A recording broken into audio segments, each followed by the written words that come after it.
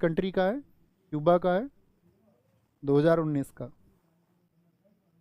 नेपाल लिख रहे हैं बहुत सारे लोग, नेपाल का 2015 का। नेपाल की भी कहानी मैं आपको बताऊंगा। नेपाल में बड़ा कमाल का एक इंसिडेंट हुआ था, सब कुछ बदल दिया।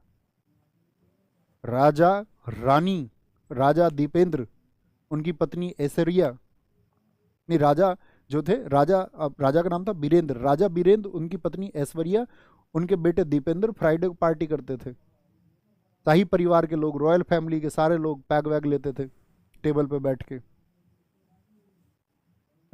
जो राजकुमार दीपेंद्र था उसको ज्यादा नशा हो गया एक दिन, प्रिंस को, उसको अंदर लिटा दिया गया कमरे में जाके, भैया तुम लेट जाओ, वो नशे में था।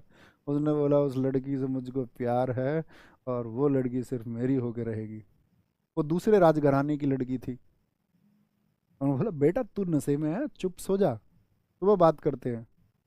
तो बोला नहीं, वो मेरी होकर रहेगी, कुछ भी करना पड़े, हम राजा है। राजा का लड़का था। उसने कहा चुपचाप लेट जा, तू जाके उसको बेड पे पटक दिया उन्होंने अंदर जाके, राजा दीपेंद्र ने। और उसकी घरवाली ऐश्वर्या राय नहीं, कभी अब ये समझ लो अभिषेक बच्चन की बहू को। सारे अपने आके वापस अपने अपने पैक लेने लगे। वो कह रहे हमारी पार्टी को डिस्टर्ब कर रहा था, ठीक किया, अंदर लिटा दिया। AK-47 लेके आया अंदर से, राजा थे नेपाल के। AK-47 लेके आया, अपने पिताजी, अपनी माता, 7 और थे वहाँ, 7 नहीं 6 और थे, 8 लोग, 8 को भून दिया उसने। मतलब मेरी बात को सीरियस ही नहीं ले रहे हो तुम, बिहार की बात तो कोई सीरियस नहीं ले रहा। 8 लोगों को भून दिया, अपने घर के लोगों को। और फिर यहाँ ऐसे AK-47 खुद के ऊपर भी चला ली, खुद भी मर गया तुरंत। नशा इतनी घातक चीज है। फिर वो बाद में राजा बीरेंद्र के छोटे भाई ज्ञानेंद्र बैठे।